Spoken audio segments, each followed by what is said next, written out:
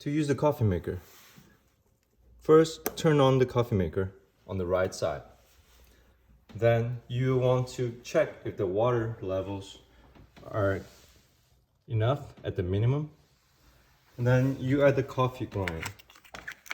The coffee powder goes inside, straight up.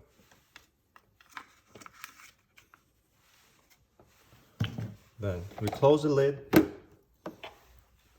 We turn the button to brew. We can choose if we want a bolder coffee. And then we press brew.